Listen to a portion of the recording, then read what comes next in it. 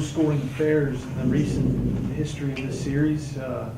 Nobody's put up more than 20 in the last two games of this series. So, and you were here for those two, right? The last two. So, you know, what's kind of your thoughts on that? I sure do hope that history repeats itself. I mean, just for the psyche of this team and our defense. I mean, we've given up way too many points, and we need something positive to happen for us defensively. And like I said, I hope that streak continues. So for a team, I think they're only averaging like 19 points a game or something like that. So, but it seems like they're getting the yards. You know what I mean? Like it seems like they're, you know, putting up some pretty good numbers in terms of total offense. So how does that? Have you noticed anything as to why they're not able to convert that into points, even though they're moving the ball pretty well? You know, it's like anything. I mean, it's you know, they've got a young quarterback, freshman quarterback. They've got, you know, pretty good running back. Their offensive line's really pretty solid. I mean, they're tough. They're physical up front. Their wideouts are decent.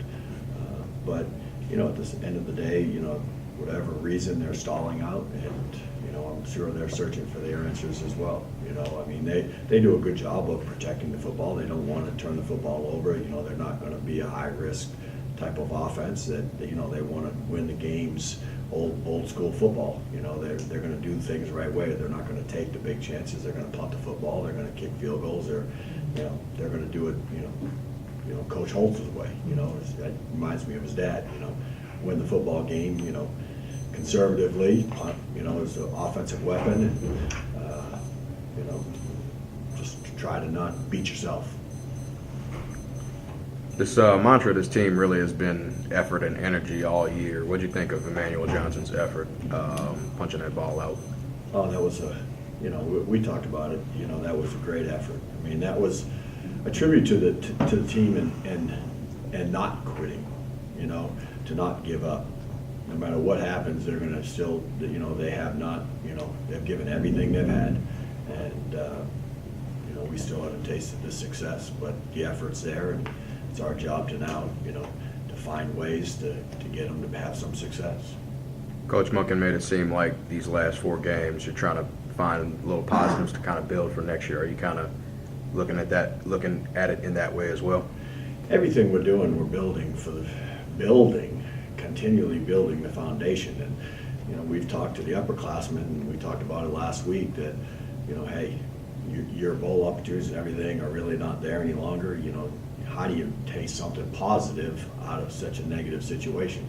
And the only way that they can do that is for the satisfaction of knowing that, hey, they did it the right way. They taught the younger players how to do it. They may not be seeing the results right now, but in the future they can take a lot of pride in what they laid the foundation for. And so that's, you're continually building, and you're continually trying to teach the young players as well as the old players how to do it the right way. And so hopefully we're going to see some results sooner than later for those, especially for those upperclassmen.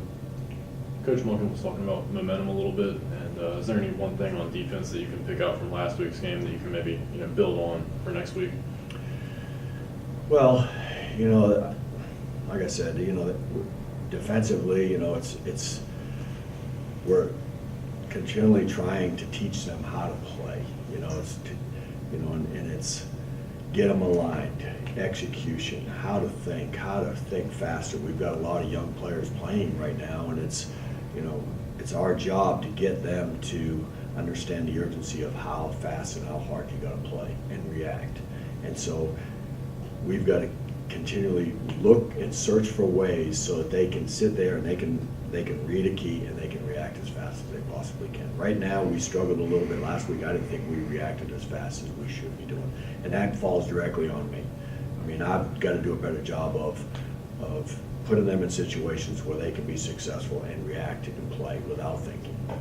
Coach, there was one, I think it was a 3rd and 8, where I think you moved Kyrie out to DN, and he just blew by the left tackle and made the play. I mean, is that kind of creative play just something that you have to do with these younger players that you're still trying to get acclimated? Well, it's part of the 3rd down. You know, we haven't had a lot of success in the last couple of weeks in 3rd down, and we decided we needed to do, you know, we worked really hard on our third down this week. The only tough thing about our situation, we were in third down and short a lot. We didn't get them into third down and long, which we would use that package a little bit more. But obviously, you know, it was nice to see him come off the edge with some violence and get after the quarterback, and obviously it forced a pretty bad throw. Does this season remind you of any other seasons you've had in your coaching career? And if so, you know, what's the comparisons and how did you snap out? I can honestly say this might be one of the toughest seasons I've ever been through as a coach. I've been through some tough seasons before, but our teams that I've been through those tough seasons before weren't as enjoyable to be around. This team, I like being around. They are working hard. They're doing everything we ask them to do, and they're just not tasting the success. That's what's so difficult about it for me, because you know, you can't put your thumb on it. You can't, you know. They're doing the things we're asking them to do, and we're not seeing the results. So obviously, we've got to try to continue to get better and work harder as coaches, and they've got to stay with the theme of, hey, just do it. You know, we'll get you there. Hopefully, you know, we can see it this weekend. Coach, has there been just a point in the season where you were saying, okay, this is the absolute low, or every week is it just a little lower and lower? That's a tough. I mean, honestly, I mean, you just have to persevere. I mean, and that's what we're telling our guys. What is the message? How do you continue to? I mean, it must stink for you guys just to cover where you're not getting the results. I mean, it's no fun to cover a team that's over, and it's no fun from us. It's kind of tough for those guys to walk around with confidence to go and know that you're associated with the team and go to social functions. And the only good thing for me right now is I get up and out of my house and I go to work and I don't see anybody and I go home. So I don't have the stress of seeing other people really like the team does. And so it's very difficult on them. It's human nature. But the message is still going to be, you got to persevere. It's the only choice you have, unless you're quitting and you're going to fail. And so we just got to keep going, keep working, and hopefully we're going to see results from it. There's no other choice to make. And Coach Monken, I know he talks about breaking the season down into quarters, and at 0-8, does the mindset change, or you guys still trying to focus on ending the third quarter of the season with a win and doing? My mindset's this week. I agree. Coach Monken's got it down to quarters, and everybody's supportive, and our focus is just getting a win this weekend. That's the only goal we have right now, is to get the first one. Is there any update on Bill Reed? He's they went into the doctors this morning for a test on his shoulder to see exactly what it is. I haven't heard back from the trainers yet, but right now he's prognosis is he probably won't be here this week, but still we'll see what comes back this afternoon. Anything else? Oh, well, how about linebackers in particular? I mean, you're way on down the line, aren't you? Yeah, we're getting there. Allen House.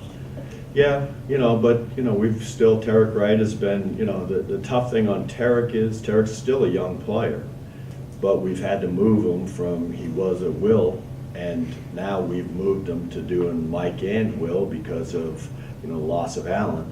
Now we probably have to leave him back at Will because of Dylan's situation, and so now we'll bump C.J. Perry up to probably be a starter again as well. So, but C.J. and Tarek both have to grow up faster than you would like them to at this point, but that's the way it is, and they're both really good players, and we'll hopefully create the situations and put them in a chance to be successful. Obviously, it limits you to what you can do schematically, but they're capable and they're both good players.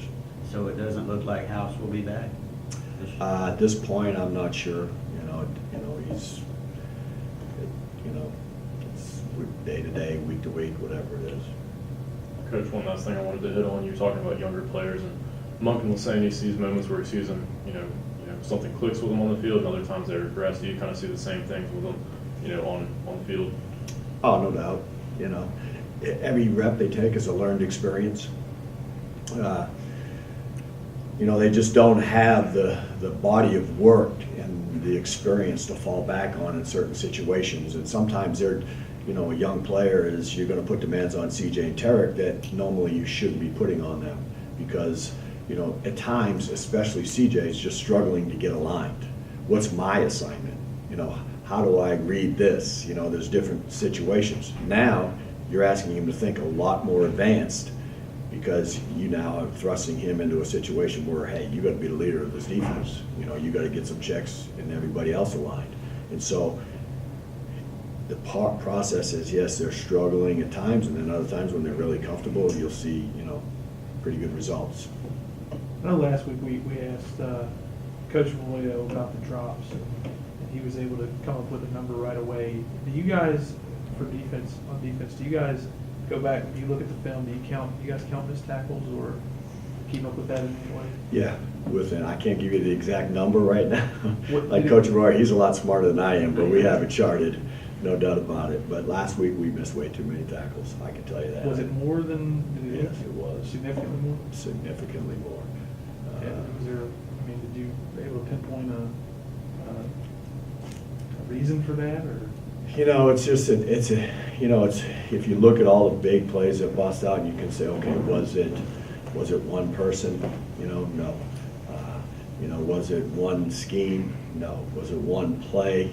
No.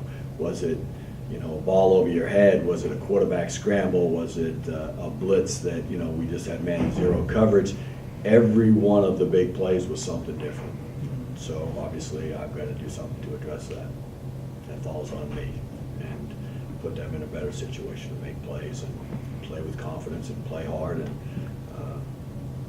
do a better job of coaching, and hopefully we can do a better job of playing because I'm putting them in better situations.